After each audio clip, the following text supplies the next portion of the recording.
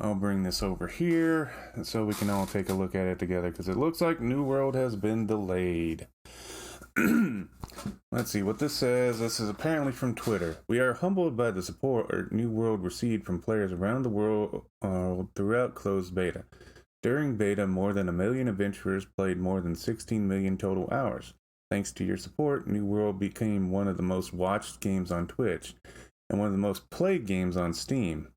The passion and enthusiasm you've shown for New World validates the work we put in over the past year, improving the game based on your feedback. Along the way, you've also given us a ton of feedback that we'll use to make New World even better. We want the New World's launch to be a smooth and fun experience for all players, and that... Sorry, my throat's dry. That means making some improvements based on what you encountered during closed beta. And we're going to take a few extra weeks to smash bugs, improve stability, and polish the game. New World's new global launch date is September 28th, 2021. So, not that I was doubting it, but yeah, it's official, so I gotta update my thing. It looks like won't be playing any as soon as I would like to, so I guess what I will do is one, I'll copy link.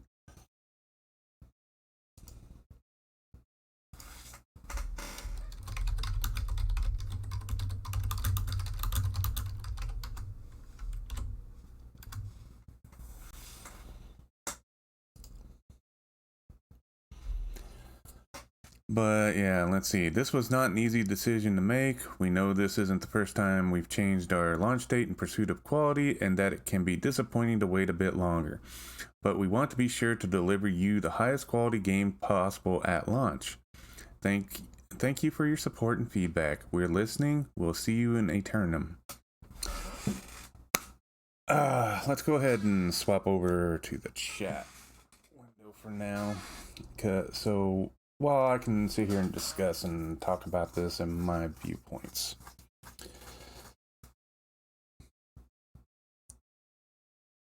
Hold on just a second. I'm trying to collect my thoughts here. This does not disappoint me. So there is no yeah, that's my opinion exactly, Wombat. But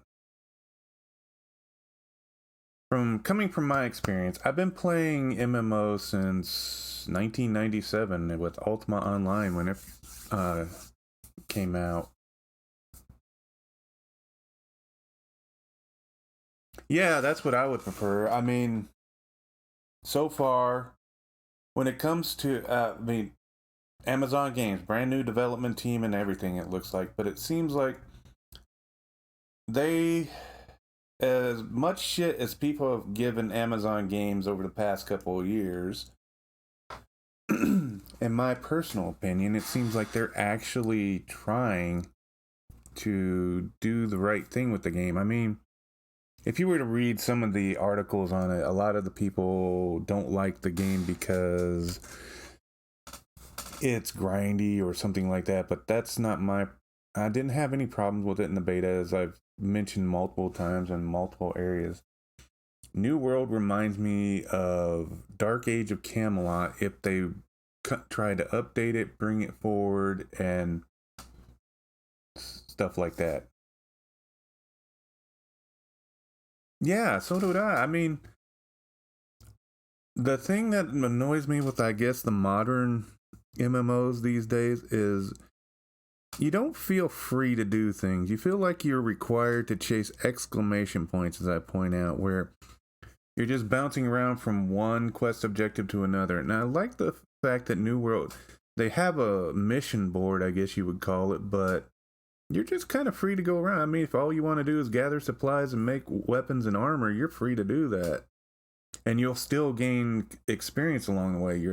The only thing that will suffer is your weapon experience, which is what determines what roles you do in the game. But you're definitely not limited to that. And I am very happy with how things have turned out so far in the alpha and the beta experience, if I'm going to be blunt about it.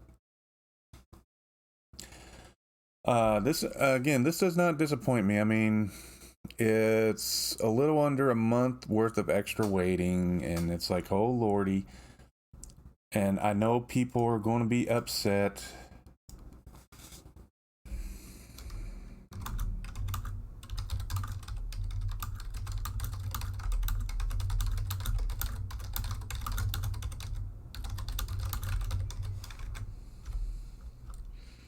And I've been through enough early launch experiences and MMOs over the past longs and longs of time now, 20 years now, to know that most of the MMOs that come out lately are just trying to rush to get the product out and not make it the best possible experience in the world.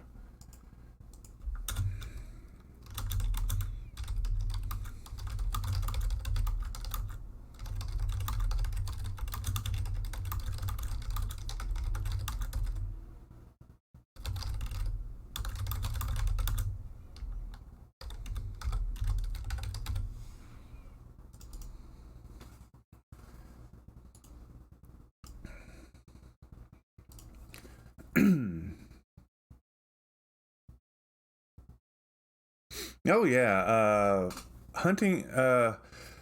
Let's see. My only complaint was it felt like hunting was the easiest to get because it's like almost everything you would fight in that game that wasn't some sort of undead abomination. Usually you'd be skinning for the supplies like leather, meat, and stuff like that. I think after hunting was gathering, the hardest one it seemed to build. Well, they call it harvesting, but I think the hardest one to actually work on was lumberjack. Actually, even though there's like tons of trees around, it just felt like it leveled up the slowest out of all the skills. Uh, though, from what I could tell when I played a little bit of the beta, because again, I didn't play a lot of the beta because I didn't want to burn myself out for the live game, because one of the things I hate is leveling a character over and over and over again. That's just not a fun experience for me, and I applaud those people who think alting is the best in-game experience they can get out of a game. That's more power to you. That's just not for me. That is ironic. I did not know the engine was called Lumberyard, but yeah, that's ironic that lumberjacking moves so slowly, but the engine's Lumberyard.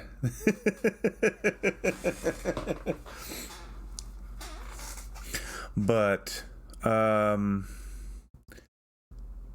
yeah, in over 20 years since like 1997 when I started with Ultima Online in December, I think it was of 97. So it was like only a couple months after its launch. Ironic, I keep always picking December as the day or the month I always pick these games up, it seems.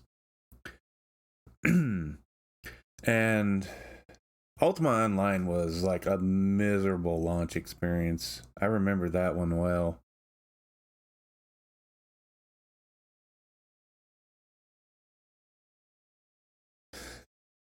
Yeah, I ignored reading any of the lore. It's something I want to save for when I'm actually playing it.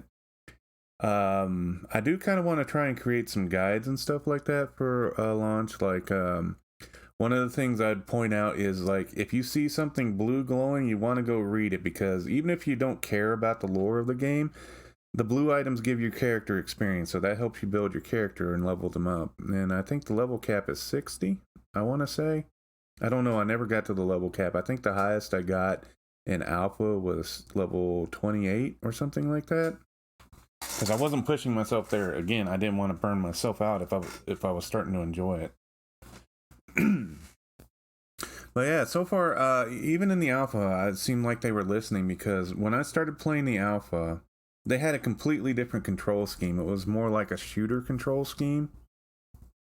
Because like shift was the sprint button, stuff like that. So they completely changed it up.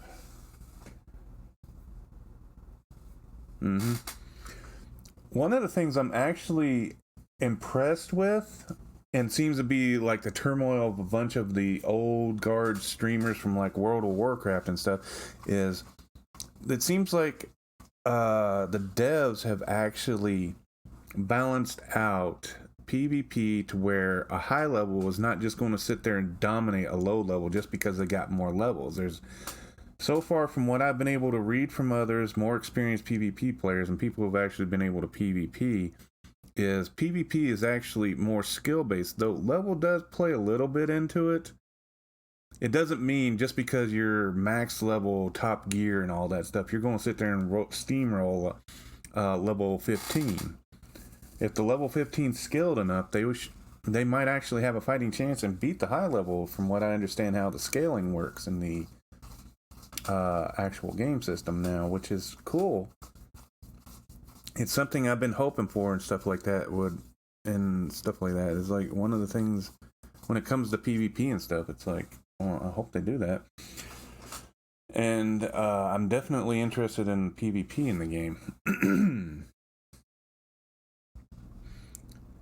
But yeah, I mean, it's disappointing. Well, I can't even say it's disappointing.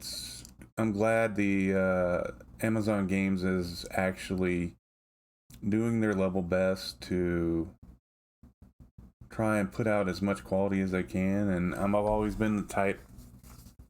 I've always been the type to ascribe to the Miyamoto. What was it? He said is basically, I forget his sayings, but it runs along the lines: it's better to delay a game and for a little bit of annoyance and to launch a bad game and suffer the consequences. It's the general gist of it, but he said something along those lines. So yeah, I'm very happy that Amazon Games looks like they're trying to do the right thing at least. So we'll see how that goes.